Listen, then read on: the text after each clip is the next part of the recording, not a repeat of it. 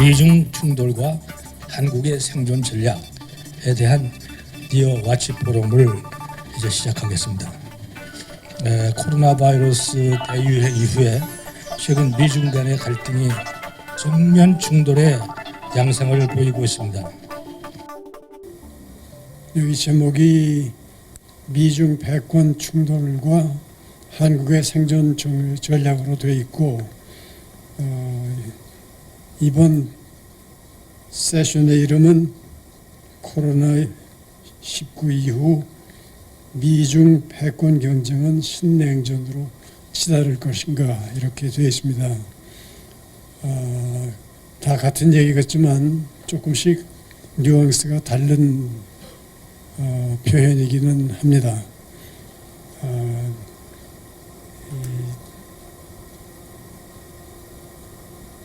중국 사람들은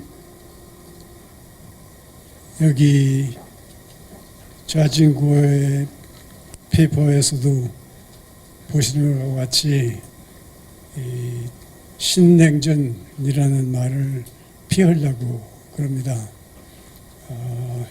여러 가지 이유로 신냉전이 아닐 뿐만 아니라 될 수도 없다. 그리고 지금 미국과 중국이 충돌하고 있는 것은 미국이 패권을 추구하기 때문이고 또 중국을 봉쇄하기 때문이다. 중국은 그것에 대해서 대응하는 것밖에 아니다. 이렇게 이야기를 하고 있습니다. 그래서 콜드워라는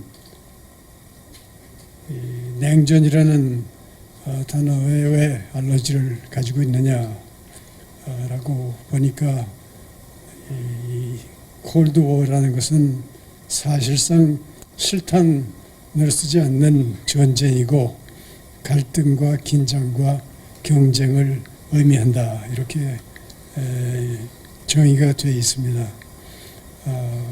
그런데 여기 프로그램에 이미 우리가 다뤄야 될 질문들이 잘 정리가 되어 있고 또 준비하신 그 발표 자료들이 전부 그대로 출판을 해도 좋을 정도로 잘 되어 있습니다. 그래서 사실상 사회가 크게 기여할 것은 없다고 생각을 합니다. 다만 시간 관리는 해야 되기 때문에 이 세션이 전부 합해서 100분이 할당이 되어 있는데 발표하실 분이 5명이고 여기에는 한 분이 5분씩 발표를 해 주시라고 얘기가 되어 있습니다. 그래서 그렇게 하더라도 뭐 조금 플러스 마이너스 하면은 30-40분이 될 테니까 가능하면은 5분이 너무 넘지 않게 발표를 해 주셨으면 좋겠고 난상 토론은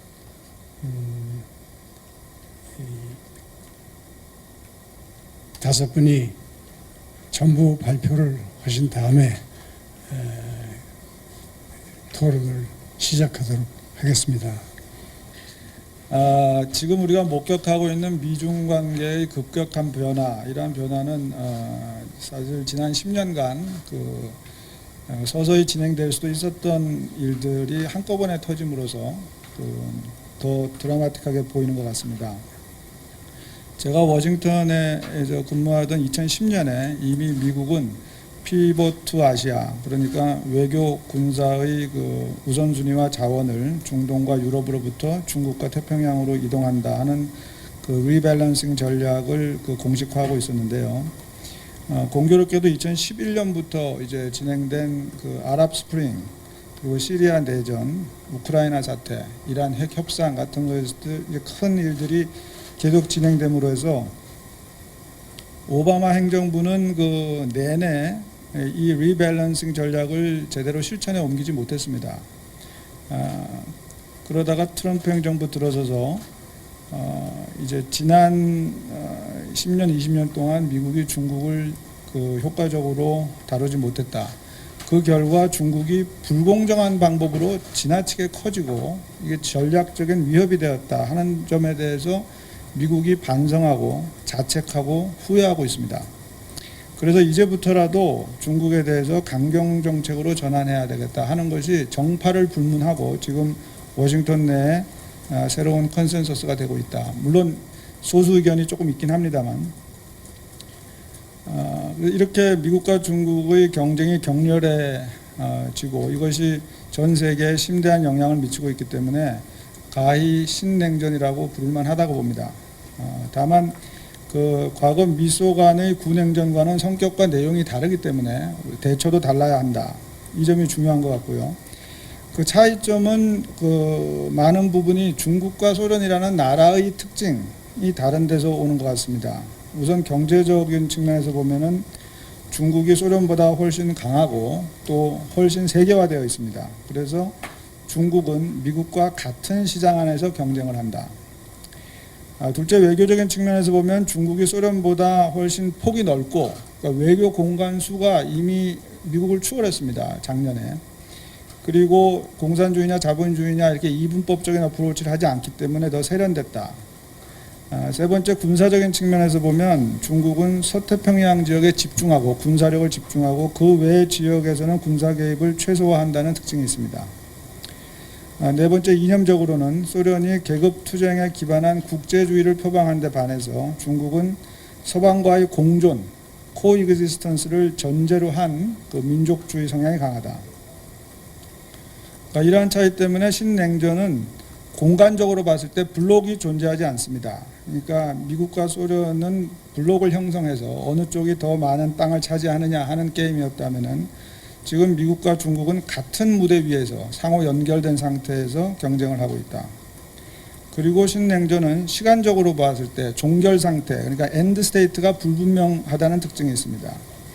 과거 구냉전은 그 공산주의냐 자본주의냐 이런 그 상호 배타적인 체제 경쟁에서 한쪽이 승리하면 다른 쪽은 그 해체하거나 소멸해서 게임이 종료가 되는데 지금 미국과 중국은 이게 국력이 비슷한 영원한 맞수로서 끝없는 경쟁을 하는 그런 형국이다. 여기서 한 가지 흥미로운 점은 그 이러한 신냉전의 가장 핫한 무대 중 하나가 한국이라는 사실입니다. 그 지정학이나 뭐 역사, 경제력 등 여러 가지 요인이 있겠습니다만 제 실무 경험에 비추어 보면 그 한국은 미국과 중국 양쪽 모두에게 특별한 나라로 인식되기 때문입니다.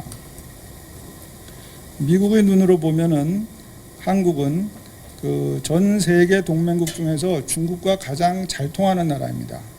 그리고 중국의 눈으로 보면 한국은 수많은 주변 국가 중에서 미국과 가장 관계가 깊은 나라입니다. 최근 코로나 사태가 어떤 영향을 미치고 있는가? 그 앞서 말씀하신 대로 신냉전을 더 가속화시키고 그리고 세계 질서를 더 혼란시키고 있다고 보여집니다. 오늘날의 세계는 그 세 가지는 계속 약해지고 있고 다른 세 가지는 점차 더 강화되는 추세. 그러니까 삼약 삼강 시대가 아닌가 생각됩니다.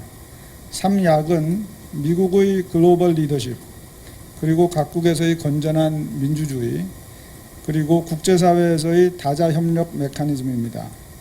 삼강은 그 각국 정부의 영역과 역할, 그러니까 큰 정부가 대세란 얘기죠. 그리고 민족주의, 그리고 대국 간의 갈등, 즉 미중 경쟁이 심화되고 있습니다. 한국같이 이게 미들 사이즈 디모크라시 입장에서 보면은 이렇게 계속 약해지고 있는 세 가지는 모두 우리에게 아쉬운 것들이고 강해지고 있는 세 가지는 모두 우리에게 불리하거나 또는 위험한 요소들입니다. 그래서 앞으로 한국은 더 험난한 세계 속에서 더 어려운 도전에 직면하게 될 것으로 보입니다. 감사합니다. 먼저 첫 번째 질문에 관한 저의 생각은 코로나 사태를 겪으면서 코로나 사태가 직접적인 원인이다라기보다는 코로나 사태를 겪으면서 미중의 전략적 경쟁 구도에 하나의 변화가 생겼다라고 생각합니다. 그것은 기존의 경제적 그리고 군사 안보적 영역에서의 대립과 갈등에서 가치와 체제 그리고 나아가서는 이념의 충돌로 나올 수 있는 새로운 정치적 영역이 합쳐짐으로써 저는 미중의 전략적 경쟁 구도가 포스트 코로나 시대에 한층 더 격화될 것으로 생각합니다.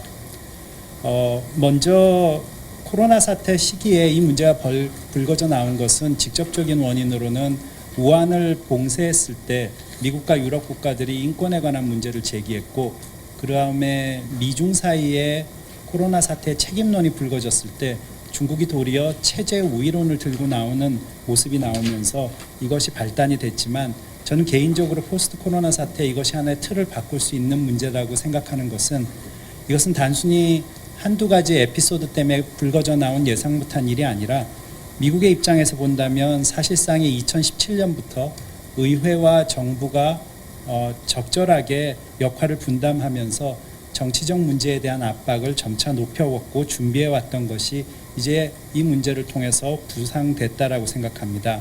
예를 들어서 2017년에 무기 판매를 시작한 이후로 18년, 19년 연속으로 대만에 무기를 판매했고요.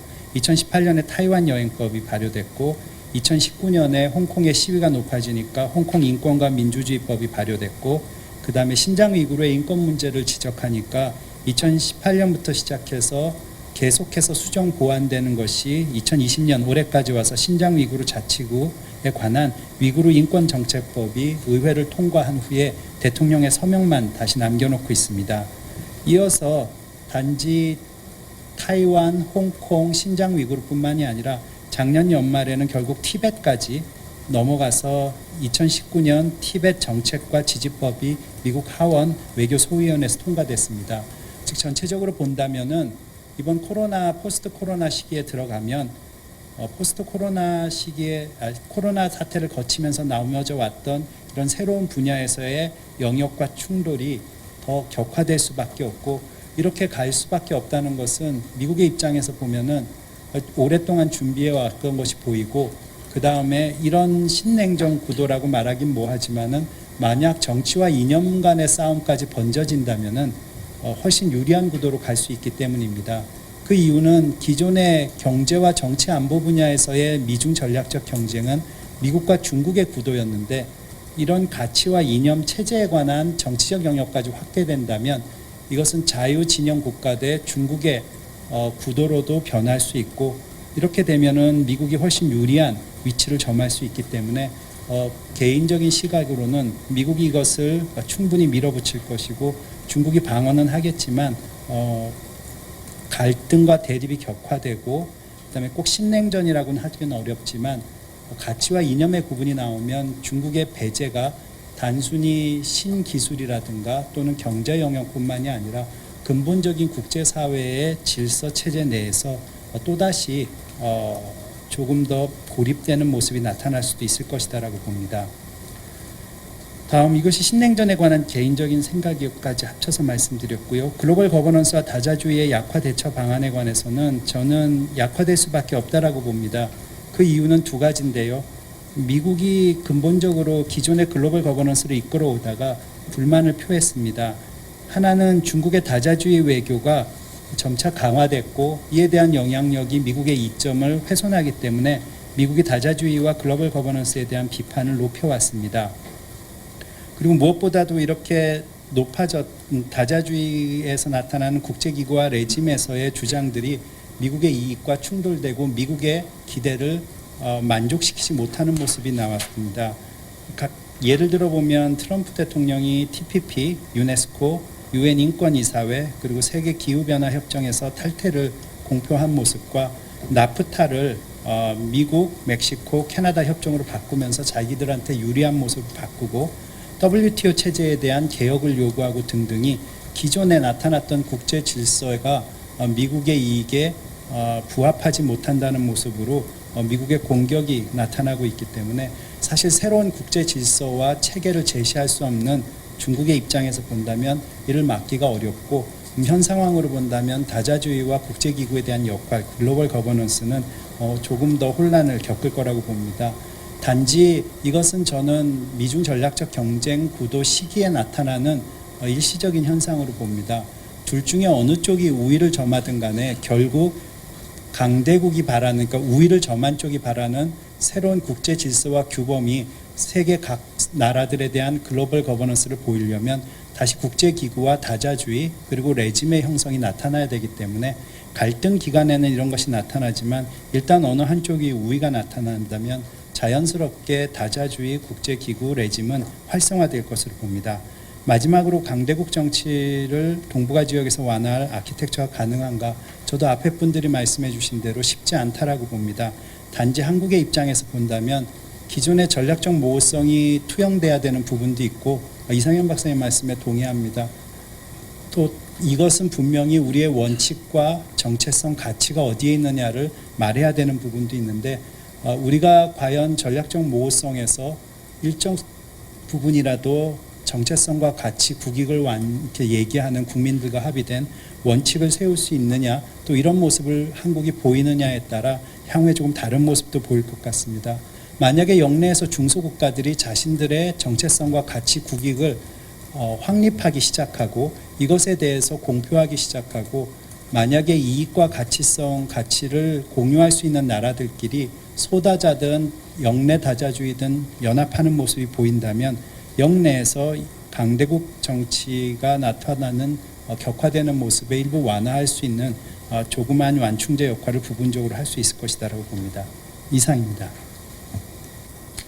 일단 기본적인 전제는 미국에서 볼 때 그 미국이 지난 40에서 50년간 중국을 인게이지해서 중국을 이제 책임 있는 이해 상관자로 만들려고 많이 노력을 했는데 그 기대가 완전히 잘못됐다 하는 게 이제 공감대가 이제 형성이 되어 있는 것 같습니다. 그렇게 된 또 다른 이유는 이제 시진핑 시대에 들어가지고 중국이 갈수록 공세적으로 부상한다는 거죠.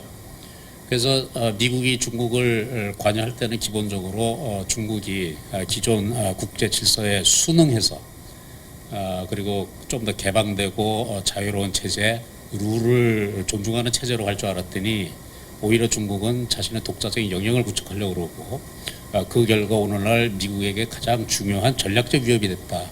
이게 이제 초당파적인 미국 내의 대중국 인식이라고 이렇게 볼 수 있겠습니다. 코로나 사태는 그 인식을 더욱 증폭시켜서 앞으로 미중 간의 갈등을 더욱 심화시키는 방향으로 작용하고 있다. 이게 대체로 앞에 두 분 말씀하고도 비슷한 생각인데요. 사실 코로나 이전부터 이미 미중 간의 전략 경쟁은 시작이 됐고 또 그 강대국 정치, 소위 그 지정학의 규환이라는 현상으로 인해서 강대국들이 자국의 이익을 위주로 하는 그런 정책을 이미 폈었고요. 그리고 그에 따라 글로벌 거버넌스, 국제 제도나 레짐은 이미 허약해진 거죠. WHO가 이번에 재기능을 못한 것도 바로 그 연장선상에 있지 않나 그런 생각이 듭니다. 최근에 와서 예를 든다면 이제 파리 기후협약도 미국이 탈퇴해서 약해졌죠. 그리고 그 미일 간의 INF 중거리 그 미사일 전략도 이제 조약국 탈퇴를 했고 그 외에 여러 가지 그 심지어 자유무역조차도 이익주의 때문에 위협을 받는 이런 상황이 된 거 아닌가 싶습니다. 그래서 트럼프 행정부가 이제 총 2017년에 국가안보전략 보고서를 내면서 역사의 연속성이라는 것은 결코 힘을 향한 대결이다, 컨테스트 포 파워다 이런 이제 표현을 썼는데 그 중에 이제 미국에서의 가장 중요한 안보적인 위협이 9.11 테러 이후에는 소위 테러 같은 비국가 행위자였다면 이제는 중국이나 러시아 같은 체제와 가치와 체제가 다른 국가 행위자들이 미국의 가장 위험한 위협이 되고 있다. 그래서 기본적으로 이들에 대해서 미국은 이제 이 경쟁적 관계라고 이제 인식을 하게 된 것이죠. 몇 주 전에 이제 백악관에서 대중국 그 전략 보고서가 나온 걸 보셨을 겁니다. 15페이지짜리.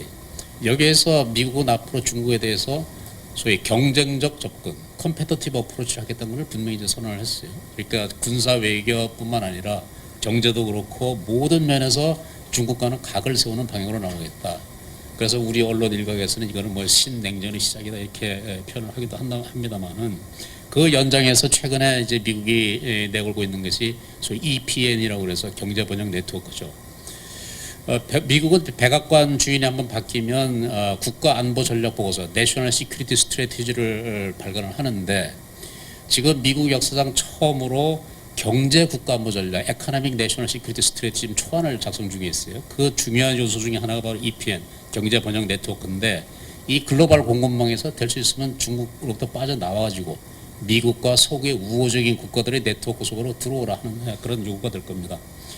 그렇게 본다면 앞으로 이제 디커플링 가능성, 또 한국에 대해서도 EPN에 참여하는 미국의 요구가 상당히 거세질 것으로 우리가 충분히 예상을 할 수 있는 그런 상황인데, 근데 이 디커플링 가능성에 대해서는 아직까지 여러 가지 그 다양한 견해들이 있는 것 같습니다.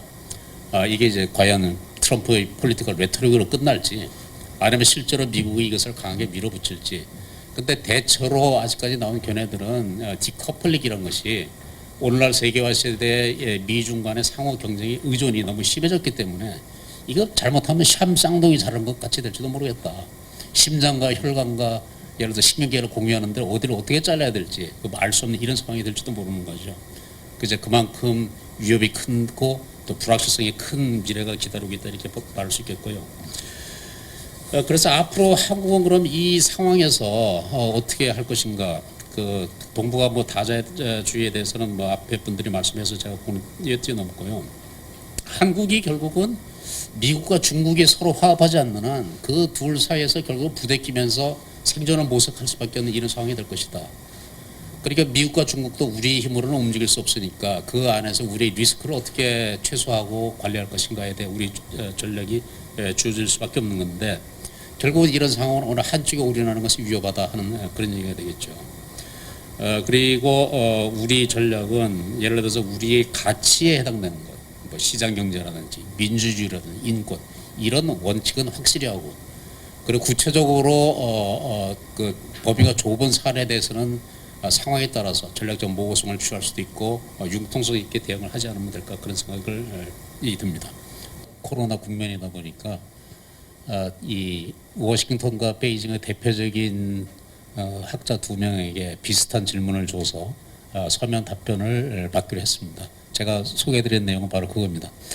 우선 그 두 전문가들 의견을 각자 보고 우리가 비교할 수 있는 부분을, 핵심적인 부분을 비교해서 한번 보도록 하죠. 우선 워싱턴 조지타운대 교수로 있으면서 그 CSIS 한국 석좌라는 빅터 차 얘기를 좀 보겠습니다. 자, 미중 패권 경쟁이 글로벌 질서에 어떤 영향을 미칠까요? 미국 내 그 초당파적인 컨센서스 중 하나는 지난 50여 년간 중국을 책임 있는 이해상관자로 만들기 위해서 많이 노력했는데 그 인게이지먼트가 다 실패로 끝났다 하는 그런 거죠. 그 이유는 첫째, 중국의 경제 성장은 국제사회에 이익도 가져줬지만 해악도 굉장히 많다. 그리고 둘째, 중국의 부상은 공공재 공급 분담으로 이어지지 않았다는 것이고요.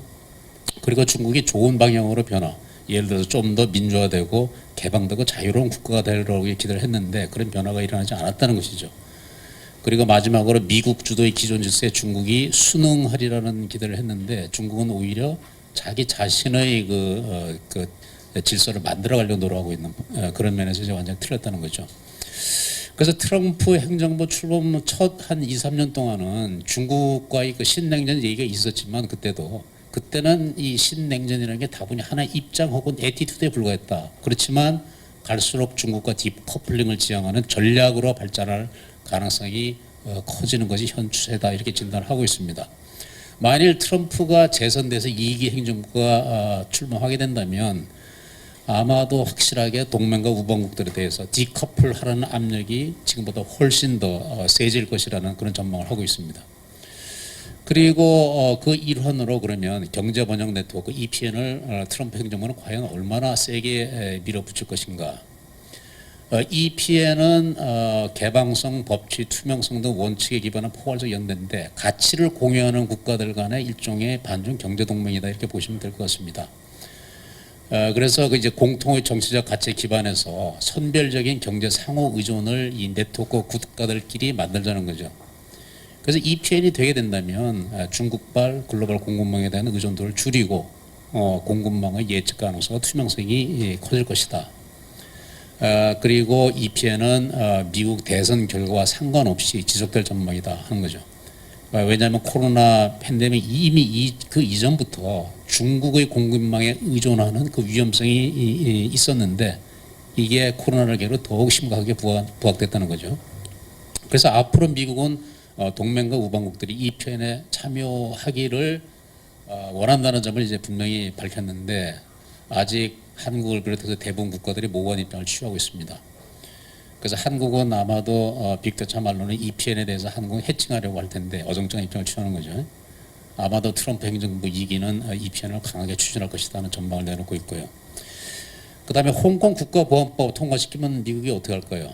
아마 미국은 중국이 홍콩 국가보안법을 통과시켜도 이를 막지는 못할 것이다.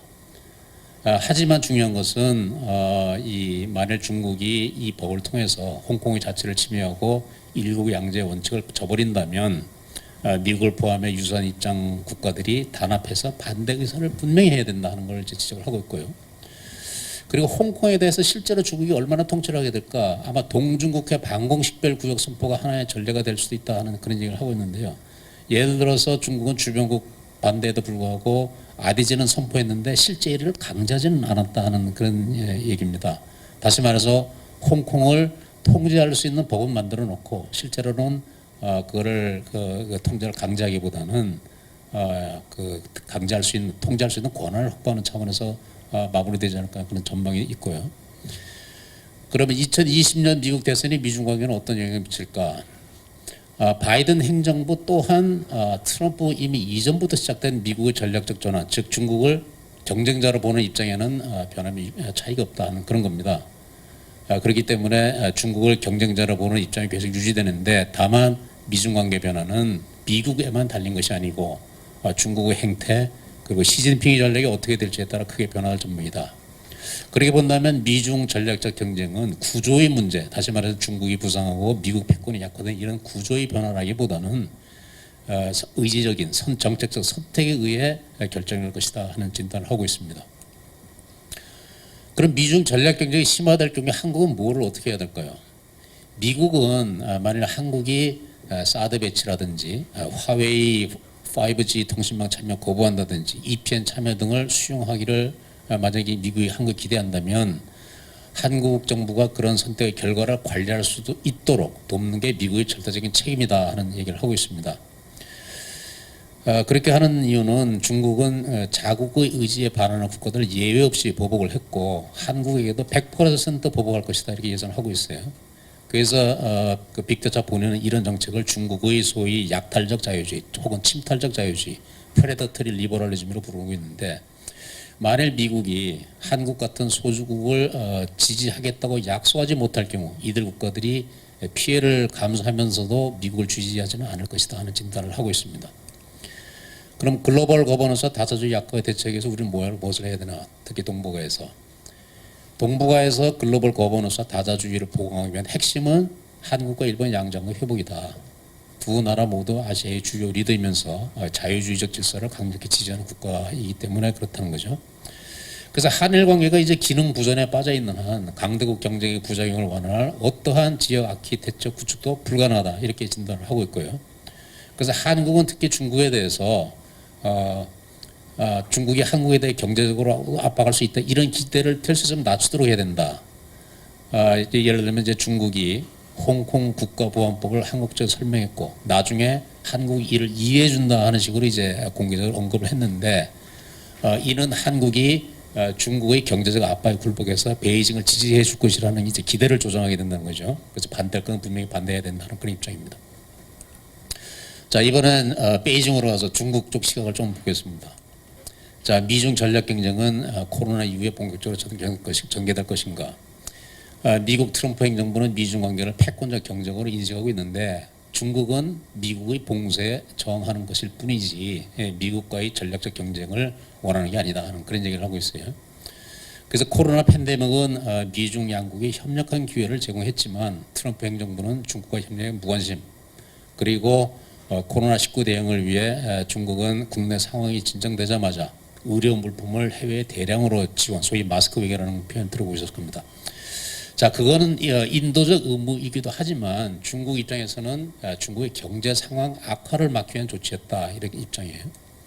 그다음 미중 패권 경쟁이 글로벌 지수에 미치는 영향을 보면, 자, 미국은 최근 와서 여러 가지 국제 제도를 탈퇴하고 있습니다. 파리 기후 협약, 뭐 유네스코, WHO 같은 것들이요. 그리고 이러한 국제 제도의 정상적인 기능 수행을 어렵게 하고 있는데, 그에 비해서 중국은 오히려 그 AIIB라든지 이 대안적 제도를 창설하기 위해 노력하고 있다 하는 그런 입장이에요.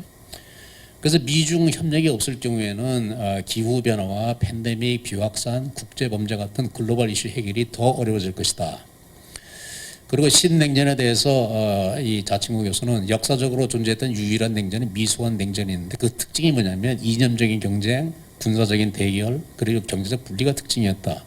그 세 기준으로 본다면 아직 미중 관계는 이런 냉전에 들어가지 않았다는 게 이제 평가예요. 하지만 앞으로 양국이 하기에 따라서는 냉전으로 갈 가능성이 존재한다. 그런 의미에서 지금 미중 관계는 역사적 기로에 서 있다는 그런 얘기입니다. 그 양국이 취하는 정책에 따라서 안정적인 협력 관계 혹은 관리 가능한 경쟁 정도로 갈 수도 있고, 아니면 최악의 경우 대결적 냉전으로 갈 수도 있다는 거죠.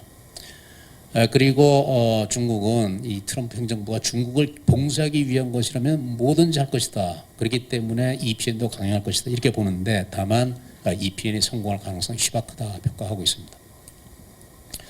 자, 홍콩 국가보안법을 승인한 근본적 이유에 대해서 중국은 이런 입장입니다. 자, 외부 세력, 그러니까 미국을 말하는 거겠죠, 그죠? 그 일국 양제가 성공하기를 원하지 않는다. 그에 대해서 중국은 홍콩 국가보안법 통과로 외부 세력의 개입을 막아서 홍콩 사태를 안정화시킬 수 있다 이렇게 생각을 하고 있습니다. 그래서 단기적으로 홍콩 문제는 미중 관계를 악화시킬 것이 분명합니다. 미국은 이에 강력히 반대하고 있고, 또 홍콩의 특별 관세주의 박탈 등 부정적인 방식으로 대응을 하고 있습니다. 이 문제를 보는 중국의 평가는 미국 입장이 좀 상당히 아이러니하다 하는 게 이렇게 평가를 하고 있는데, 그동안 미국은 오랫동안 홍콩에서 일국 양제가 작동하지 않은 것으로 봐 이를 대만에 적용이 어렵다 이런 입장을 유지했었는데, 국가보안법이 일국 양제를 일국 일제로 교체한다고 주장함으로써 이 사실상 일국 양제의 작동을 인정하는 이런 아이러니가 있다는 거죠. 그리고 홍콩 문제는 장기적으로 선택의 문제가 아니라 필연적일 수밖에 없는데, 결국 홍콩은 중국의 영토이기 때문이다 하는 그런 입장입니다. 자, 2020년 대선, 미중 관계에 어떤 영향을 미칠까? 단기적으로 미국 대선은 미중 관계에 큰 영향을 미치지 못할 것으로 생각하는데, 중국이 보기에 이 중국 정치에 관한 미국의 대선은 두 후보 중 누가 중국에 더 강경한가의 대결이다. 따라서 트럼프가 재선되든 바이든이 되든 미중 관계는 비록 더 악화되지는 않을지 몰라도 매우 긴장될 전망이다. 장기적으로 본다면 이제 트럼프가 재선될 경우 미중 관계가 매우 대결적인 양상으로 될 것이다 보고 있고요. 조 바이든이 된다면 좀 더 균형되고 세련되고 예측 가능한 중국 정책을 펼칠 것으로 생각하는데, 그렇게 본다면 이 미중 간 차이가 전면적 대결로 추락하는 것은 좀 피하고 협력의 가능성이 확대할 것으로 이제 전망을 하고 있습니다. 자, 미중 전략 경쟁 심화 시 한국이 뭐를 하기를 기대할까요? 중국은 한국이 자신의 국익을 위해 옳은 일을 해라 그거를 기대하는데, 이 한국이 취할 수 있는 최선의 전략은 미중 사이에서 적어도 중립을 지키는 것, 그리고 중국은 한국이 둘 사이에서 선택하기를 강요하지 않겠다 하는 그런 입장입니다. 그렇지만 중국은 한국이 이 미국의 중국 봉쇄에는 동참하지 말아야 하고, 또 중국의 핵심 국가 이익을 제어하지는 말아야 한다 이렇게 생각을 하고 있습니다. 다음 이제 글로벌 거버넌스 다자주의 약화에 대한 대응인데요. 이 참 역설적인 얘기입니다. 자, 우리 모두는 지금까지 잘 작동해온 미국의 그 예전 행정부들이 구축해 놓은 그 포스트워 국제 체제를 유지하기 위해 노력을 해야 된다. UN, 월드뱅크, IMF, WTO, WHO 이런 국제기구들을 계속 존중하고 지지해야 된다. 그리고 트럼프 행정부가 이들을 약화시켜 해체하도록 방관하지 말아야 한다. 그런 거예요. 어찌 보면 이 국제 다자주의에 대한 미국과 중국 입장이 완전히 역전된 듯한 느낌을 줍니다. 그리고 동북아 지역 아키텍처는 트럼프 행정부에서는 불가능하다. 왜냐하면 미국은 중국이 참여하는 국제협력, 어떤 국제협력도 관심이 없기 때문이다 하는 그런 거고요. 그 미국은 중국의 영향력 확대를 위협으로 간주한다. 그래서 동북아에서 중국이 영향력을 행사할 수 있는 지역 아키텍처를 승인할 가능성은 거의 없다. 이렇게 보고 있습니다. 자, 그러면 두 그 전문가들 입장이 대비되는 부분을 한번 보겠습니다. 자, 이 글로벌 질서, 미국 주도 기조 질서에 중국이 순응하리라는 기대도 틀렸고, 그리고 미국 내에서는 장기적으로 중국과 디커플링을 지향하는 전략으로 발전하는 추세도 하는 거고요. 그리고 이 피해는 미국 대선 결과와 상관없이 앞으로 지속될 전망이다. 그리고 이제 그 중국에 대한 그 의존도를 줄이고 앞으로 공급망의 예측 가능성과 투명성을 제고한다는 그런 목적이 있는 거죠. 그리고 미국은 중국이 홍콩 보안법을 통과시키는 것을 저지하지는 못하겠지만 유사한 입장을 가진 국가들이 단합해서 반대 의사를 분명히 해야 된다 하는 그런 얘기를 하고 있습니다. 자, 자친구 입장은 중국은 미국의 봉쇄에 저항하는 것일 뿐이지 이른바 전략적 경쟁을 원하는 게 아니다. 그리고 미국과 중국은 아직 냉전에 돌입하지 않았는데 양국의 합의에 따라서는 냉전으로 갈 가능성이 존재하고 하지만 이 피해는 성공할 가능성이 희박하다 보고 있고요. 그리고 일국 일제 선택은 이건 선택의 문제가 아니라 필연적인 것이다. 홍콩이 결국 중국 영토이기 때문이라는 그런 얘기입니다. 자, 마지막 슬라이드입니다. 그래서 누가 당선되든 중국을 경쟁적으로 보는 전략적 입장은 미국에서 변함이 없을 것이다. 그리고 중국의 행태 및 시진핑 전략이 어떻게 될지에 따라서 향후 미국의 전략이 변화될 가능성이 있다 하는 거고요. 그리고 EPN 참여 등을 수용하기를 미국이 기대한다면 한국 정부가 그러한 선택의 결과를 관리할 수 있도록 돕는 게 미국의 책임이다 하는 얘기를 하고 있습니다. 근데 우리 입장에서는 그 사드 배치 때 과연 미국이 그렇게 해줬는가 하는 그런 이제 의문이 좀 남죠. 동북아에서 글로벌 거버넌스 다자주의를 보강하기 위한 핵심은 한일 양정관계 회복이다 하는 그런 얘기입니다. 자, 자친구에게는 이제 누가 당선되든 미중 관계는 비록 더 악화되지는 않을지 몰라도 매우 긴장될 전망이고요. 그리고 한국은 미국과 중국 봉쇄에 참 동참하지 말고 최소한 중립을 지켜달라 하는 겁니다. 그리고 국제국에 대한 존중과 지지는 지속돼야 되고 다만 이제 동북아 다자 아키텍처는 트럼프 행정부에서는 전혀 불가능하다 하는 진단을 내놓고 있습니다. 대충 미국과 중국의 우리가 알고 있는 입장에서 크게 벗어나지는 않을 거라고 생각합니다. 자, 이상입니다. 예, 안녕하십니까. 윤영관 교수입니다. 오늘 정말 이 시의적절하게 중요한 회의를 오거나이즈해 주신 니어재단의 정덕구 이사장님 그리고 함께 주최해 주신 조선일보 측에 감사를 드립니다. 워낙 주제가 어렵고 또 복잡한 그런 주제라서 이 오후 반나절 해가지고 해답이 나올 수 있을지 모르겠습니다만은 첫 번째 세션에서 상당한 이 실마리를 제공을 해 주신 것 같습니다. 좋은 발표를 해 주셨고 그걸 통해서 여러 가지 우리가 생각해야 될 점들의 윤곽을 드러내 주신 것 같습니다. 그래서 이제 이어서 이 두 번째 세션에서는 정말 이 미국과 중국 사이에서 한국의 대응이 어떻게 돼야 되는 것인지에 관한 본격적인 논의를 하도록 구성이 되어 있는 것 같습니다. 그래서 전반 1회의에서 세션 1에서 미중 격돌이 신냉전으로 발전을 할 것인가라는 점에 주목을 했다면 이번에는 이 미중 격돌 속에서 한국이 어떤 외교적인 전략으로 나가야 될 것인가라고 하는 점에 초점을 모아서 발표를 5분 선생님들께서 해 주시겠습니다. 토론 진행 방식은 이전 세션과 동일하게 각 발표자분들께서 한 5분 정도씩 이렇게 발표를 해주시고 전반적인 토론을 갖도록 하겠습니다. 미중 갈등이 동북아와 한반도 안보에 갖는 함의는 이욱 교수님께서 너무 잘 말씀해 주신 것 같아요. 사건 측면, 국면 측면, 구조 측면. 근데 이제 전반적인 갈등 측면을 보면 구조적인 측면이고 이 구조적인 측면에서는 결국 미중 관계가 글로벌 동북아 한반도 차원에서 상위 구조를 형성하고 있다. 그렇기 때문에 한반도 문제가 풀리지 않는 주 원인이 최근에 미중 갈등이고 그 미중 갈등을 북한이 잘 활용하고 있기 때문에 한국의 독자적인 힘만으로는 풀어내기 어려운 현실이 목도되어 있다. 그리고 이러한 미중의 협력 구조를 협력과 갈등 구조를 보면 협력이 이루어진다고 딱히 우리에게 큰 도움은 되지 않는데 갈등 구조가 될 때에는 우리가 그 안에서 아주 공간이 좁아지는 그러한 여러 가지 문제점을 과거에도 목도해 왔고 앞으로도 이런 기조가 지속될 것 같다. 그렇게 적어놨습니다. 도움은 안 되고 부담만 키우는 구조적 요인이 존재하는데 이 강대국의 현실주의가 자리 잡는 한 우리가 한반도 문제를 쉽게 풀 수 없다. 이 점을 정부가 알고선 접근을 해야 되는데 그런 분석 없이 너무 기대 가능성만 키웠던 것이 지금 어려운 상황을 야기하지 않았나 싶습니다. 두 번째 질문은 코로나19 이후에 홍콩 사태, 양안관계, 대중국 압박 정책, 미국이 제시한 동맹국 경제 번영 네트워크에 대한 한국의 입장. 사실 저는 그렇게 생각합니다. 이거 우리가 강대국이 아닌 이상 우리 기준으로 가치 외교한다고 해서 딱 정해놓고 함부로 이렇게 하다가는 큰 코 다치는 게 외교적 현실인 거죠. 그렇기 때문에 나름대로 명분은 만들어 놓되 구체적인 선택은 실리를 중심으로 선택할 수밖에 없다고 봤고요.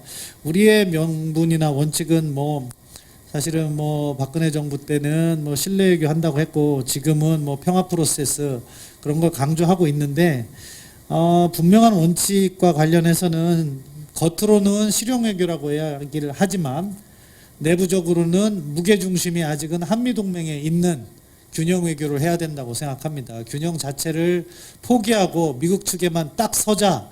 저는 그 점은 반대해요. 이 토론자 구성을 봐도 최근의 동향을 알 수가 있는데 이 세션에 중국 전문가 4분과 사실 미국 전문가 아닌 미국 전문가인 저 하나 이렇게 구성되어 있다는 것은 이게 약간 중국 쪽의 목소리가 많이 반영되어 있지 않나 하는 생각도 하는데 아무튼 우리는 균형 외교를 지향해야 되지만 아직까지는 무게중심은 미국에 있어야 된다고 생각을 하고 그 이유는 후에 설명하겠습니다. 그리고 겉으로 내는 우리의 명분은 이렇게 가치 중심의 실용 외교나 이쪽을 이야기하는데 기본적으로 황중국 대사님 그리고 우리 신각수 차관님 다 외교부에서 큰 일을 해오셨지만 실제 현안이 발생할 경우에는 사안적 대안밖에는 하기가 어렵더라. 왜냐하면 우리가 국력에 한계가 있기 때문에 이 사안적 분리 대응을 잘 하는 게 그만큼 그 당시에 외교부에 있는 고위 외교관들의 역량이라고 생각합니다. 우리에게 돌아올 수 있는 충격을 최대한 흡수하면서 대응해 나가는 거죠.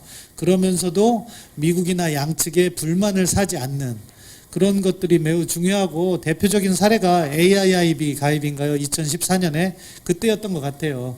미국은 들어가지 말라고 했고 중국은 들어오라고 했는데 우리가 약간의 시간을 벌면서 영국과 호주가 가입한 다음에 우리가 가입을 함으로써 미국의 압박을 최소화할 수 있는 원칙대로 따지면 동맹편에 섰다면 들어갈 수가 없는 것이고 그렇지만 우리의 국익을 위해서는 또 지역의 인프라 사업에 투자해서 빠질 수가 없었기 때문에 들어가야 되는 건데 이럴 때 충격을 흡수하는 외교적 지혜가 필요했고 그런 것을 잘 활용한 케이스라고 보고 사드 같은 경우에는 정반대의 케이스라고 봅니다. 그때 사안적 대응을 조금 더 잘했어야 되는데 그 부분의 관리를 잘 못해서 충격이 더 커졌다고 보는데 아무튼 주어진 질문과 관련해서 홍콩 사태 및 양안 관계는 사실은 현 단계에서 우리의 사활적 이익은 아니라고 생각해요. 그때는 한 발 물러서 있어야죠. 반대로 이제 EPN 같은 경우에는 자칫하면 우리의 사활적 이익과도 연계될 수 있는 직접적인 요구인데 요거는 미국이 추진하고 있는 현재의 속도를 볼 필요가 있다고 봅니다. 왜냐하면 임기 4년차 마지막 해 물론 1기라고 하지만 마지막 해 내놓은 정책 드라이브가 제대로 성공한다는 보장이 없어요. 트럼프 낙선하면은 EPN은 사라집니다. 트럼프가 재선이 돼도 그때에 맞춰서 미중 관계가 아마 시진핑이 약간 더 양보하든지 해서 상황이 변할 수가 있어요. 그런 부분을 갖다가 고려해야 되기 때문에 이때는 좀 신중하게 가자. 그렇지만 이런 미국의 전반적인 대중국 압박 기조에서 한국이 이탈한다는 이미지를 줘서는 안 되고 그런 부분에 있어서 사실은 겉으로 드러나지 않는 한국 외교부 고위 당국과 미국 국무부 고위 당국 간의 신뢰가 형성되는 것이 중요한데 이 부분이 지금 잘 되고 있는지 의문을 제기하고 싶습니다. 먼저 미중 간의 패권 경쟁이 신냉전으로 갈 것인가, 그리고 그거에 대한 한반도에 대한 영향입니다. 저는 현재의 미중 관계는 전략적 경쟁이 심화돼서 갈등 국면이 나타나고 있고, 이게 신냉전으로 가고 있다라고 하는 건데, 지금 현재가 신냉전이라고 하는 그 국면에 들어섰느냐에 대해서는 좀 신중한 판단이 필요하다라고 생각을 합니다. 왜 이게 중요하냐면, 저희가 어떤 전략을 마련할 때 그 현재에 대한 상황에 대한 파악, 소위 위기 관리의 첫 번째가 초기 위기에 대한 판단 여부입니다. 그래서 현재 수준이 어느 정도 수준인가에 대한 판단이 가장 중요하다라는 말씀을 먼저 드리고요. 미중 경쟁이 심화돼서 신냉전으로 향하는 추세이지만, 최소한 올해와 1, 2년 사이에 미중이 어떤 충돌 국면으로 가기는 어렵다. 그 이유는 미국과 중국이 갖고 있는 국내적인 상황이 가장 큰 이유라고 할 수 있습니다. 중국은 포스트 코로나 대비가 중요하고, 특히 뭐 홍콩 문제라든가 많은 산적한 현안들이 있습니다. 그리고 미국 역시 대선부터 시작해서 지금 많은 그 국내적인 현안들이 있기 때문에 미중 전략 경쟁이 충돌 국면을 가기는 쉽지 않다라고 말씀을 드릴 수 있을 것 같습니다. 우리가 미중 관계에 관심을 갖는 이유가 한반도에 대한 영향일 것입니다. 저는 기본적으로 뭐 다 동의하시겠지만, 미중 전략 경쟁 심화가 되면 한반도에 대한 관심, 미국과 중국의 관심이 낮아질 것이다라고 생각을 합니다. 예를 들어서 미국은 기존에 해왔던 것처럼 대북제재, 국제사회 대북제재라고 하는 틀 안에서 북핵 문제를 다루겠다라는 이 정책을 지속할 것입니다. 이 과정에서 최근에 중국의 입장에서는 이번에 왕이 외교부장이 양회에서 그 북미 협상의 어떤 지연 내지는 교착의 원인을 미국 요인으로 들고 있습니다. 반대로 미국은 중국 역할론을 계속적으로 다시 꺼내야 될 가능성이 있다라고 생각합니다. 이 부분은 여전히 미국과 중국의 외교 정책에서 한반도 문제가 다시 우선순위가 낮아질 가능성이 있다라는 측면에서 상당히 우리에게 우려운 상황이라고 할 수 있을 것 같습니다. 그 다음에 이 미중 전략 경쟁 시대라고 하는 것은 과거와 다르게 미국과 중국, 특히 미국의 압도적인 힘이 더 이상 발휘하기 쉽지 않은 구조라는 것을 상당히 우리가 감안을 해야 될 것 같습니다. 앞으로 우리 한반도에 대한 영향을 우리가 대비하는데 가장 중요하게 봐야 될 것이 바로 이 미중 관계의 전략적인 이 경쟁이 장기적 구조화되고 있다라고 하는 측면을 우리가 고려해야 될 것 같습니다. 또 하나는 이게 쉽지는 않지만 미중 갈등을 한반도 문제와 분리를 하는 노력이 필요합니다. 이게 우리의 어떤 전략적인 환경에 비추어 볼 때 쉽지 않습니다. 쉽지는 않지만 최근에 미중 관계의 갈등의 중요한 특징 중에 하나가 한반도 문제와의 연관성, 특히 비핵화 문제와 연관성보다는 국내적인 문제와 양자관계, 지역 문제에 많이 초점이 맞춰져 있습니다. 이 부분은 우리의 노력 여하에 따라서, 우리의 외교력에 따라서 우리의 한반도 문제를 미중 관계와 분리시킬 수 있는 가능성을 좀 보여주고 있습니다. 이게 쉽지는 않지만 우리가 한번 참고를 해야 될 상황이라고 생각을 하고 있고요. 그 다음에 결국에는 우리의 한국 외교의 앞으로의 초점은 미국이 돼야 될 가능성이 있다. 아까도 말씀이 나왔지만 그동안에 미국은 우리에게는 항상 상수였습니다. 근데 그 역할을 미국이 충분히 역할을 수행하지 못했다라는 반성도 한 측면에 있기 때문에 그렇다고 중국을 우리의 외교에서 배제하라는 얘기가 아니라 최소한 단계적인 차원에서는 미국에 대한 관리, 미국과의 어떤 소통, 긴밀한 협력이 가장 중요해지고 있다라고 생각을 합니다. 지금 미국 내에서 대선 문제라든가 코로나 상황 때문에 이게 쉽지는 않지만 지금 현재 국면에서 우리가 할 수 있는 부분은 많은 부분들이 지금 특사 이야기도 나오고 있지만 저는 그것보다도 정부 차원에서 지금 두 후보, 민주공화 양당 후보들의 정책 결정에 영향을 미칠 수 있는 사람들에 대해서 우리가 대미 외교력을 집중해야 될 시기가 된다라고 생각합니다. 이게 한반도 프로세스와도 연관성이 있는데 최근에 남북관계 상황을 보면 북한의 입장에서 왜 이렇게 남한에 대해서 이런 공세를 펼치는 것인가? 바로 미국과의 문제를 고려했다라고 판단할 수밖에 없죠. 그러면 최소한 한국이 미국에게 영향력을 행사할 수 있거나 미국과의 대화가 된다라는 전제가 있을 경우에 북한이 남북관계 개선에 나설 가능성이 상당히 높아졌다라고 하는 측면에서 단기적으로는 우리의 외교력을 대미 관계에 집중해야 될 필요가 있다고 생각합니다. 중국과의 관계에서는 저희가 2008년에 전략적 협력 동반자 관계를 수립을 했습니다. 근데 그 이후에 한중 관계가 과연 전략적 동반자 관계의 취지에 맞게 발전을 해왔느냐에 대해서는 동의하기가 쉽지 않죠. 그렇다면 전략적 협력 동반자 관계가 원래 취지가 두 가지 특징이 있습니다. 하나가 장기적인 측면을 고려한 관계입니다. 두 번째가 전략적인 측면을 고려했습니다. 근데 한중 관계는 대부분 사안별로 대응을 하는 측면이 강했기 때문에 이제라도 한중 관계의 장기적인 전략적인 측면을 고려하는 방향으로 대중 관계를 설정을 해야 될 필요가 있을 것 같습니다. 이상 마치겠습니다. 미중 경쟁이 굉장히 치열해지고 있어요. 특히 중국에서는 아까 지하층고 얘기도 나왔지만 이 코로나 책임론 경제하기 이전까지는 중국 내 학자들은 패권 경쟁이나 냉전이라는 표현 자체를 쓰기를 굉장히 꺼려했을 정도예요. 근데 지금은 이제는 그 단계에 초기에 진입한 것 같다는 얘기들이 굉장히 횡행할 정도로 미중 경쟁이 격화되고 있는 건 분명히. 특히 이제 중국이 그렇게 보는 이유는 그 중국이 가장 꺼려하는 그 부분의 경쟁, 그러니까 체제 문제거나 가치 이데올로기 문제, 인종의 문제까지 코로나 책임론을 놓고 이제 확산되고 있다고 생각하면서부터 이거는 중국 입장에서는 중국의 레드라인을 침해하는 정도까지 미국이 압박해오는 거다 하는 생각을 하고 있는 것 같아요.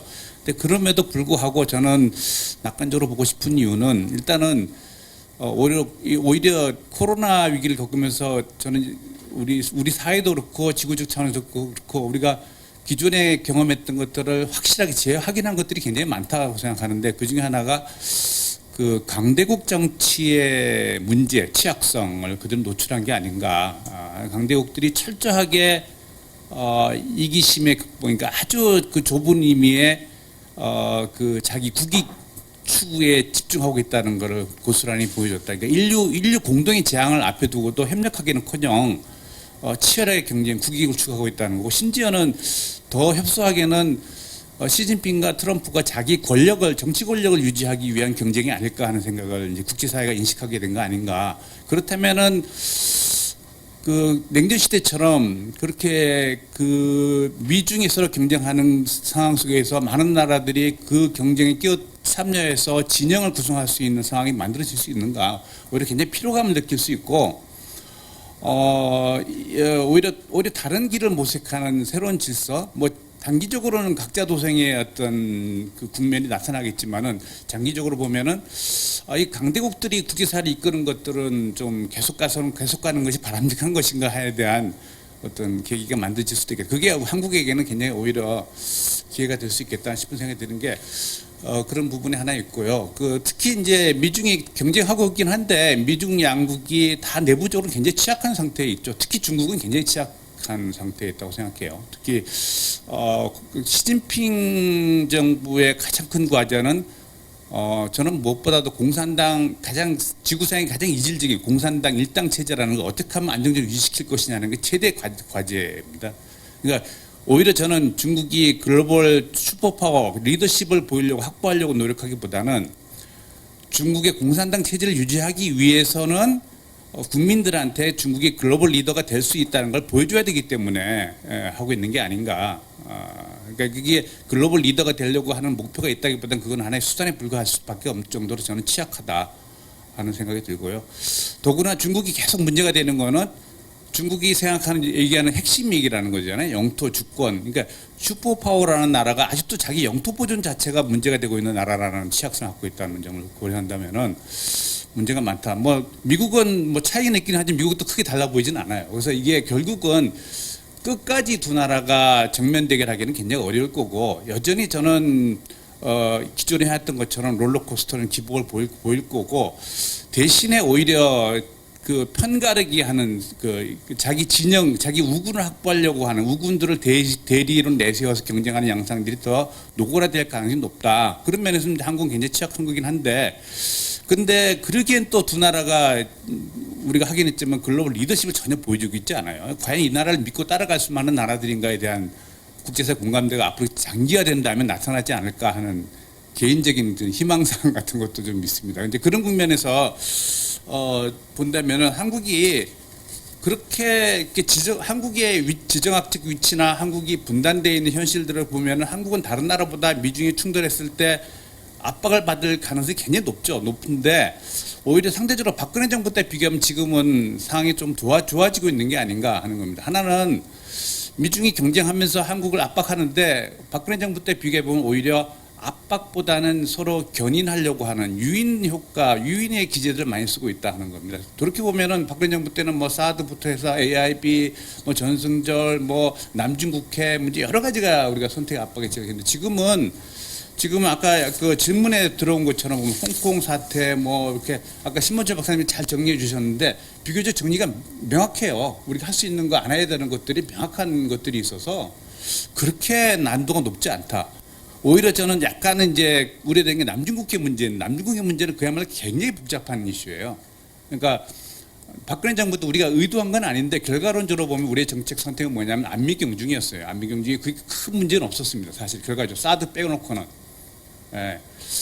큰 문제는 없었는데 남중국해는 안보, 경제, 주권, 뭐 국제 규범 문제가 굉장히 복잡하게 얽힌 문제인데 그때는 박근혜 정부 때는 제가 굉장히 특이하다고 생각했는데 그 문제에서 박근혜 정부가 굉장히 현명한 선택을 했어요. 결과론적으로 굉장히 처음부터 의도한 건 아닌데 전략적 고민해서 하는 건 아닌데 오히려 사드나 통일대박 문제 때문에 차순위를 밀리면서 굉장히 질질질 끌고 오고 미국이 굉장히 지속적인 우리한테 압박을 했음에도 불구하고 굉장히 중립적인 원칙적 중립적을 끌고 가다가 그냥 슬금에 넘어간 케이스예요. 근데 그 문제를 미국이 트럼프 정부는 우리한테 그렇게 압박하고 있지 않다는 게 굉장히 특이하다.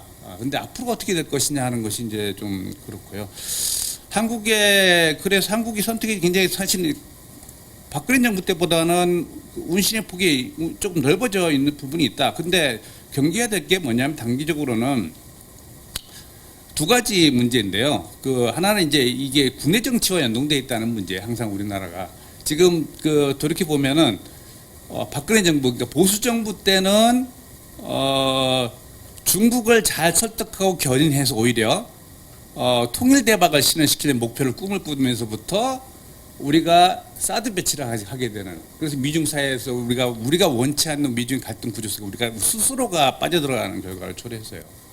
근데 진보 정부인 지금 정부는 오히려 미국을 잘 설득하면은 비핵화를 실현시킬 수 있고 평화 체제가 다스릴 거라고 했는데 이 역시 지금 실패한 상황인 거죠. 그러니까 여기서 얻는 교훈은 결국은 뭐냐면은 진보든 보수 정부든 그 짧은 임기 내에 너무나 큰 과제를 실현시키려고 하는 욕심 속에서 우리 스스로가 의도하지 않게 미중 강대국 사회 어느 한쪽에 자꾸 의존하게 되는 결과를 초래했다는 거죠. 보수 정부는 역설적으로 중국에 의존하려고 해서 해결하려고 했고 통일대박 때문에, 진보 정부는 비핵화를 하기 위해서 오히려 미국을 설득해 보려고 했는데 다 결국 실패해요. 그러니까 결국은 어떻게 하면 이 문제를 극복할 수 있는가? 우리가 정권적 외교를 벗어나서 초정권적 외교를, 그러니까 길게 보는 외교를 실현시킬 수 있는 방법. 그러니까 여기서 이렇게 미중이 충돌하는 부분에서 우리가 스스로가 의도치 않게 미중의 충돌을 한 번 더 끌어들이는 이슈들에 대해서 우리가 어떻게 그거를 좀 정권을 넘어서서 통제할 수 있는 방법은 없을까? 그러니까 예를 대표적인 게 통일 대박, 통일론, 뭐 통일 문제, 핵 문제, 그리고 이게 이제 정권에 있어서의 그 권력의 그 어떤 그 진영 논리, 뭐 이런 것들이 결국은 오히려 미중이 압박하거나 견인하려고 하는 것보다 스스로가 불러온 부분이 훨씬 강하다 하는 부분을 조금 반성할 부분이 있다 하는 생각이 들고요. 또 하나는 마지막으로 이제 좀 중장기적으로 보면은 사실은 아까 얘기했던 국제 질서가 이렇게 글로벌 리더십이 부재한 기간이 굉장히 장기화돼서 국제사회 피로감을 느낀다고 했을 때 과정한다면은 우리에게 조금 이제 시간이 주어지는 거고, 우리가 이제 우리의 전략적 가치, 그러니까 미국이 한국에 기대하는 그 중국의 창으로서의 그 어떤 역할, 중국이 한국이 기대하는 미국의 방패로서 역할 그 외에 미중 사이에서 우리의 전략적 가치가 뭐가 있느냐 하는 사실은 찾기 어려워요. 그러니까 그 사이에서 우리가 갖고 있는 독자적인 전략적 가치 그 중에 하나가 결국은 끼어 있는 많은 나라들이 피로감을 느낀 나라들이 움직임을 한국이 어느 정도 리드할 수 있는 네트워크를 만들 수 있다 한다면 굉장히 좋지 않겠나 생각이 들고 이게 이제 굉장히 오랜 시간이 걸릴 수도 있고 실패할 수도 있지만은 길게 보고 결국은 한국이 움직이면은 굉장히 많은 나라들이 같이 움직임을 하는구나 하는 것들을 보여줄 수 있는 위치에 우리의 전략적 가치를 확보할 노력이 필요하다 하는 생각이 그냥 상상 속이긴 하지만은 들긴 합니다. 이상입니다. 현 단계에서는 대남 압박 그리고 한국과에 있어서의 북한 주도의 남북 관계를 전략으로 추진하고 있는데 현 단계에서 공동 연락사무소의 파괴는 무엇을 말하려고 하느냐 두 가지라고 생각해요. 첫째, 북한은 한다면 한다. 이미지를 보여주는 건데 이게 선전선동 차원에서 연락사무소를 폭파시킴으로 해서 그들의 말의 효과를 극대화시키는 게 첫 번째고 두 번째는 한국 정부에 대한 불만이 있다. 이거는 우리 정부가 가장 그 답을 잘 알고 있다고 생각합니다. 제가 추정컨대 그것은 2018년 9월 19일 날 정상회담 때 북한이 이례적으로 합의해 준 부분이 있어요. 그게 뭐냐면은 영변을 내놓으면 다음 단계의 조치를 한다. 이 부분이 이게 어디하고 연결이 되냐면은 하노이하고 연결이 되거든요. 하노이 때 북한이 영변을 가지고 제재 완화 조치를 갖다가 받아내려고 하는데 파탄 나면서 이 책임을 한국 정부에 돌리는 부분이 있는데 이 과정이 매끄럽지 못하고 그 과정에서 한국 정부가 무엇을 약속했는지는 모르겠지만 그런 것들이 북한의 불만이 확실히 내재돼 있고 그것으로 인해서 이렇게 도발적이고 모욕적인 행동을 한다. 그리고 두 번째 질문은 다음 단계의 도발이 무엇이냐? 이거는 북한이 스스로 얘기를 했어요. 김여정과 통전부의 얘기를 들으면 공동연락사무소가 있었고 개성공단이 있었고 9.19 군사분야 부속합의소 폐기를 얘기했습니다. 그럼 그거에 맞게 이제 개성공단 오늘 총참모부가 얘기한 것까지 하면은 개성공단에 군부대를 주둔시킬 가능성이 있는 거고 9.19 군사분야 부속합의소를 무실화시키려면은 북한의 말과 또 연계해서 해석하면 지피 철거할 수 있고 서해에서 해안포 발사를 할 수가 있을 겁니다. 이 정도로 점진적으로 도발의 수위를 높일 거라고 보는데 세 번째 질문 그러면은 어디까지 갈 것이냐 이 위협 측면까지가 이제 고려되는 건데 충돌형까지는 안 갈 것 같아요. 충돌형 도발이라는 것은 무엇이냐? 과거 연평도 포격 도발과 같이 한국군의 자유권이 발동될 수 있는 도발은 한반도의 정세를 불안정시키는 거고 이거는 어디에 인용 수준이냐? 아까 제가 처음에 말씀드린 것처럼 중국도 이건 싫어해요. 중국의 한반도 정책이 안정을 첫 번째로 놓고 있잖아요. 따라서 북한이 비충돌형 도발을 하는데 거기에서 나름대로 저강도에서 고강도로 그 수위를 올릴 것이다. 그렇게 해서 해안포 발사 정도 NLL까지는 발사할 수 있겠다 하는 것이 제 개인적인 생각이고 미국과 중국이 이 문제를 어떻게 볼 것이냐. 결국에는 북중 간에는 어느 정도 이건 너무 북중 관계를 제가 높이 평가하는 건지 모르겠지만 김정은의 생각에서는 이 정도 저강도 도발은 어떻게 보면 중국이 수용할 수 있다. 그리고 두 번째, 올해 ICBM이나 SLBM 실험을 한 번 정도 하는 것은 최근에 악화된 미중 관계를 고려할 때 북한이 적어도 자신들의 체제를 보장하는 데 있어서 중국으로부터 그 정도 위협까지는 오지 않을 가능성이 있다. 그 정도 판단을 하고 단계적으로 위기를 갖다가 약간 격상시킬 수 있다. 그렇게 생각합니다. 미국의 인용 수준은 저는 ICBM이나 SLBM 발사한다고 하더라도 제재를 하지 그것을 타격하지는 못한다고 봅니다. 왜냐하면 그것을 하기에는 지금 트럼프 상황도 적절치 않고 트럼프 대통령이 그것을 갖다가 요격해서 군사작전을 하기에는 상당히 부담이 따를 거라고 봅니다. 일단 이번 사건은 세 가지 정도의 어떤 그 메시지가 있는 것 같습니다. 차원으로 일단 뭐 대남 차원에서는 계속적으로 어떤 진전된 행동을 하겠다는 걸 보여준 거죠. 그러니까 이 정도 수준에서라도 북한이 한다면 한다는 그 정도 수준을 보여준 거라고 볼 수 있을 것 같고요. 미국의 차원에서는 어쨌든 개성공단이라는 지역을 한정을 했고 그 미국과 직접적인 관련성이 없는 지역을 선택을 한 걸로 보입니다. 그래서 미국과의 어떤 파국을 이야기하거나 그게 아니라 오히려 이런 측면을 통해서 그 협상력을 제고하기 위한 의도가 일부 내포되어 있는 것 같다라는 생각이 들고요. 북한 내부 차원에서도 최근에 남북관계 관련돼서 어떤 정책 결정 과정을 계속적으로 지금 그 공표를 해왔습니다. 발표를 해왔죠.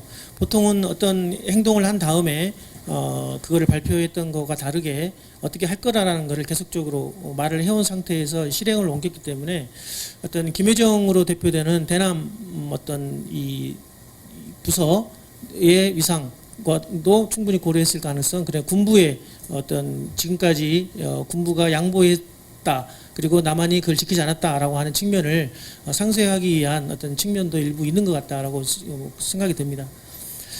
다음 단계는 저도 역시 뭐 군사도발의 어떤 그 수준이 어떤 우리가 일반적으로 이야기하는 컨플릭트 정도 수준까지는 가지 않을 것 같다라는 생각을 합니다. 그러나 저도 사실은 군사적인 측면에서는 어떤 도발보다는 그 합의, 그러니까 우리가 9.19에서 합의했던 몇 가지 그 북한이 취했던 조치들을 다시 원상복귀하는 수준까지는 예상할 수 있습니다. 근데 그 다음 군사적인 도발은 지금으로서는 뭐 쉽게 저의 개인적으로는 예상하기 쉽지 않고요. 그 다음에 미국이나 중국의 시각은 미국은 아무래도 대북 제재에 대한 강조를 계속 조금 더 할 가능성이 있어 보입니다. 그럼에도 불구하고 지금 미국 국내 상황이 어떤 물밑 접촉을 할 만한 상황은 아닌 걸로 보이기 때문에 어떤 이 대외적인 레토릭상으로는 대북 제재에 대한 부분, 그 다음에 북한의 도발에 대한 미국의 일종의 엄포용 발언 정도는 충분히 나올 가능성이 있다고 생각이 들고요. 그 중국은 뭐 아마 북한의 행위에 대해서 공식적으로 그 자체를 평가하지는 않을 것 같습니다. 오히려 한반도 항상 했던 표현을 그대로 반복할 가능성이 많고요. 그 대신 이번 과정에서 북미 최근의 일련의 과정이 북미 협상이 지체되는 이유를 계속 미국에 두고 있기 때문에 이번 사건을 계기로 아마도 미국의 조금 더 역할을 강조할 가능성은 있어 보입니다. 그리고 뭐 한반도의 평화 그리고 남북한 당사자 해결 이야기를 하지 않을까 생각을 하고요. 글쎄 이번 도발의 그 엔드스테이트는 뭐 저도 잘 모르겠지만 어쨌든 그 모든 걸 다 파탄내기 바로 전에 보여주는 메시지가 더 강한 것 같고요. 아마 미국이나 중국, 한국의 대응에 따라서 그 수위를 결정하지 않을까 뭐 이렇게 좀 이야기를 좀 드리고 싶습니다. 예, 감사합니다.